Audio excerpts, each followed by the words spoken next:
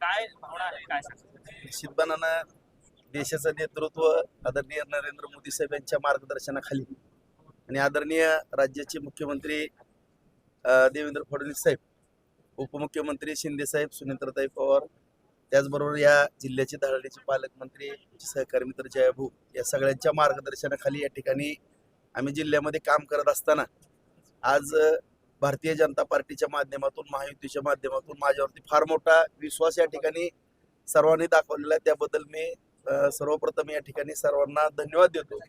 आणि आज आपण जे बोलला की महायुतीतले तर सर्वजण बरोबर आहेत, परंतु सर्व पक्षाची मंडळी या ठिकाणी बरोबर आहेत. माझ्या राजकीय गेल्या 30 वर्षाच्या जीवनामध्ये काम करत असताना सर्व जिल्ह्यामधील सर्वांबरोबर सलोख्याचे संबंध ठेवून या ठिकाणी जे काम केलेलं आहे, त्यामुळं माझ्या माहितीप्रमाणे बहुतांश सर्व मंडळी या ठिकाणी समर्थन देताना दिसते. त्यांचंही या ठिकाणी मनपूर्वक मी आभार व्यक्त करतो. जयाभाऊंनी पालकमंत्र्यांनी विरोधकांना आवाहन केलेलं आहे की ही निवडणूक बिनविरोध करावी. आपलं काय आवाहन असणार आहे? निश्चितपणानं सगळा वेळ वगैरे सगळ्याच गोष्टी वाचतील. लोकशाहीच्या माध्यमातून निवडणुका होणं हे क्रमप्राप्त असतं, परंतु या ठिकाणी सर्वांनी जर ती भावना व्यक्त केली तर त्यामध्ये आनंदच असतो. जर का समोरून उमेदवार आला तर काय म्हणजे आव्हान काय असेल? आव्हानाचा विषय नाही. मी राजकीय किंवा शालेय जीवनापासून म्हणजे वर्गात 4थी पासून मॉनिटरच्या निवडणुका लढवत आलेलो आहे. कॉलेज जीवनामध्ये जी इच्छा असतील किंवा बाहेर नगरसेवक, नगराध्यक्ष, विधानसभा, त्यामुळे निवडणुका लढवणं हे तर कार्यकर्त्याचं कर्तव्य असतं. निश्चितपणाने ही निवडणूक ही अत्यंत चांगल्या पद्धतीने आम्ही लढू. मागील वर्षी अगदी पडत्या काळामध्ये फडणवीसांना दिलेल्या सहकार्य किंवा साथ, त्याच्यामुळे ही त्यांनी फडणवीसांनी दिलेली पावती संपल्याची आपली उमेदवारी म्हणजे मी एक असा हाडाचा कार्यकर्ता आहे की ज्या ठिकाणी काम करतो त्या ठिकाणी प्रामाणिकपणानंच काम करतो.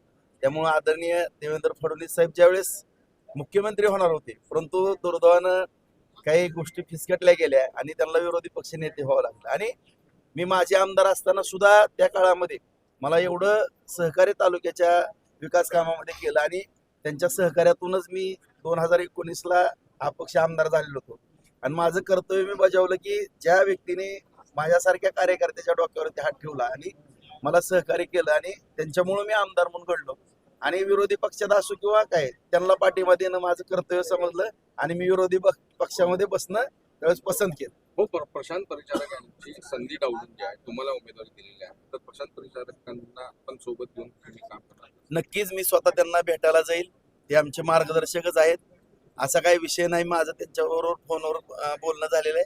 आम्ही त्यांची जाऊन भेट घेऊ. उमेश मालकाबरोबर पण माझं बोलणं, तेही येणार होते, परंतु थोडं काही अडचणीमुळे येऊ शकले नसतील, पण मी जाऊन भेटून येणार. फडणवीसांचा ड्रीम प्रोजेक्ट आहे शक्तिमान. तो मार्गदर्शक राजू शेट्टी या म्हणतात की त्याच्यामध्ये खूप मोठा भ्रष्टाचार.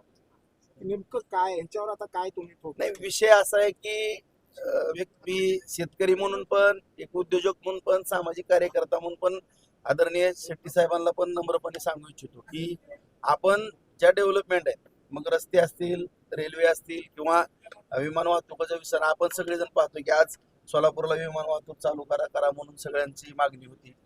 आज चांगले सुरळीतपणानं चालू झालेले आहे. आज रस्ते जर, दळणवळणाची साधनं जर मजबूत झाली तरच अर्थकारण वाढणार आहे आणि ह्या रस्त्यावरून जास्तीत जास्त शेतकऱ्यांचाच माल त्या ठिकाणी वाहतूक होणार आहे. जे आपण कृषी प्रधान देश आहे, ही दळणवळणाची साधनं जी आपण हे करतो, आता आपली जर उशिरा गाड्या भाजीपाल्याच्या, दुधाच्या पोचू लागल्या तर ते पण चुकीचं ठरणार आहे. त्यामुळं या ठिकाणी हे मार्ग होणं गरजेचं आहे, परंतु कुठल्याही शेतकऱ्यावरती अन्याय होणार नाही. ज्या ठिकाणी अडचण येईल त्या ठिकाणी सरकार आदरणीय देवेंद्र फडणवीस साहेब आहेत, त्यांच्या पाठीमागे ताकद. भ्रष्टाचार खूप होतोय असं त्यांचा आरोप आहे. आता कसं आहे, विरोधी पक्षात असल्यानंतर ह्या गोष्टी बोलतच असतात, परंतु कुठं झाला, काय झाला, जरा कागदावरती जर दाखवलं तर योग्य वाटेल. काय आव्हान कराल तुमच्या मतदारांना?